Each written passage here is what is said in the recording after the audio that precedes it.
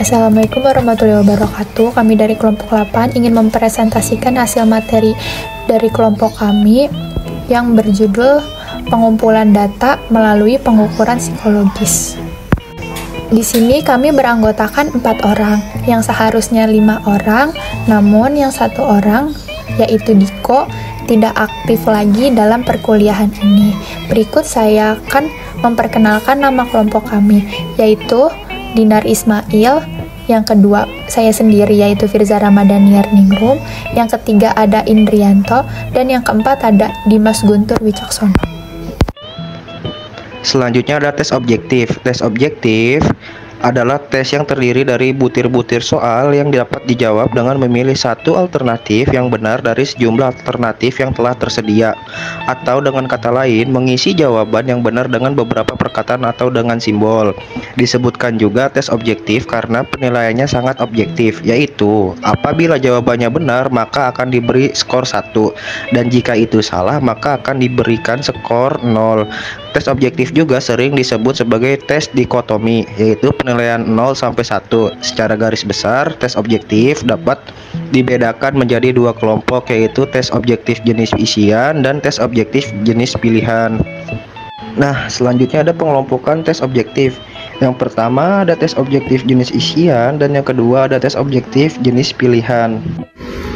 Tes kepribadian merupakan suatu alat ukur yang digunakan untuk mengungkapkan kepribadian seseorang. Untuk menggunakan alat ukur kepribadian ini harus melihat landasan teoritisnya sehingga dapat menggunakan alat tersebut dengan tepat. Tes proyektif.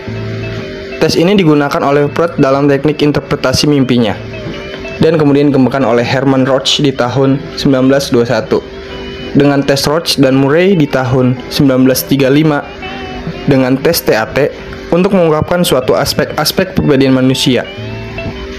Dalam sebuah tes proyeksi, asumsi dasarnya adalah apabila individu dihadapkan pada hal-hal yang ambigu, maka jawaban terhadap stimulus tersebut. Untuk memproyeksikan hal-hal yang ada dalam dirinya individu diperlukan sebuah layar, yaitu alat tes proyeksi itu sendiri yang memiliki stimulus atau gambar-gambar tertentu. Tes psikologi.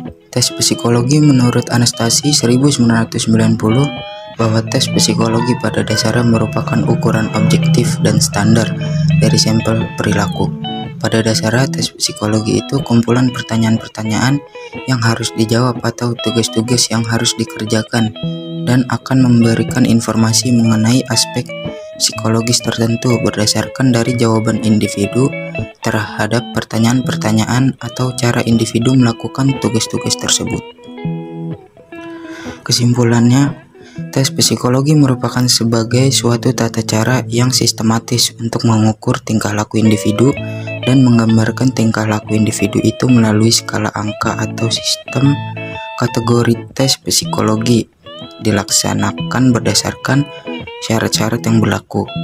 Misalnya, tes harus valid, reliable, distandarisasikan, objektif, diskriminatif, komprehensif, dan mudah digunakan.